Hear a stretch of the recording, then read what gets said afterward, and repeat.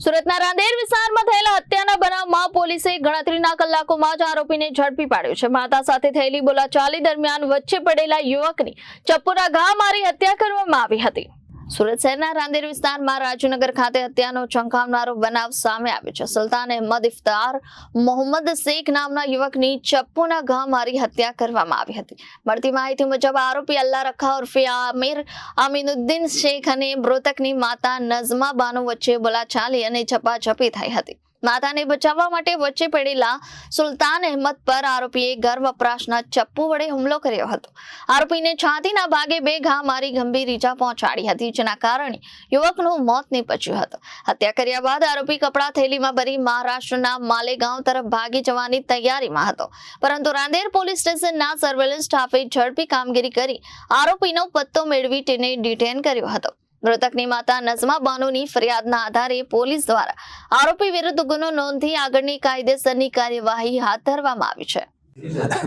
તારીખ 4 માર્ચ 2026 ના રોજ રાંદેર પોલીસ સ્ટેશન વિસ્તાર ખાતે આવેલ રાજુનગર માં એક હત્યાની ઘટના બનેલી, જે ઘટનાની જાણ થતા રાંદેર પોલીસ સ્ટેશનની ટીમ ઘટના સ્થળે દોડી ગયેલ અને પ્રાથમિક તપાસ દરમિયાન જે હકીકત જાણવા મળેલ તેમાં મૃતક અલ્લાહ રખા અંસારી મૂળ માલેગાંવ મહારાષ્ટ્રનો વતની હતો અને પોતાના મામાને ત્યાં પોતાની માતા સાથે રમઝાન માસ નિમિત્તે આવેલ। જે ઘટનાક્રમમાં મૃતકની માતા સાથે આરોપી દ્વારા હસી મજાકમાં થોડો નાનો એવો ઝઘડો થયેલ અને આ ઝઘડામાં મૃતક અલ્લાહ રખા વચ્ચે કૂદેલ અને આરોપી સાથે ઝપાઝપી પણ થયેલી નાની એવી।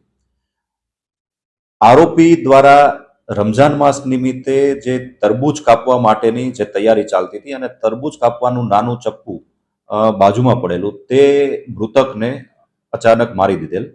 એક જ ઘામાં છાતીમાં વાગવાથી મૃતકની જે મોત નીપજેલ। સદર ઘટનાક્રમમાં જે આરોપી છે તે અને મૃતક બંને સગા મામા ફઈના ભાઈઓ થાય છે અને જે મૃતક છે તે અલ્લાહ રખા અંસારી દરેક રમઝાન માસ નિમિત્તે પોતાના મામાને ત્યાં રોકાવા માટે આવે છે। આરોપી બ્રિટાનિયા કંપનીમાં બિસ્કિટની ડિલિવરી માટેની ટેમ્પોની ડ્રાઇવિંગ કરે છે।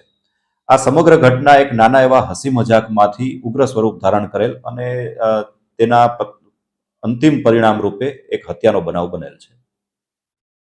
Reporter Arvind Rathod, Janadesh news, Surat.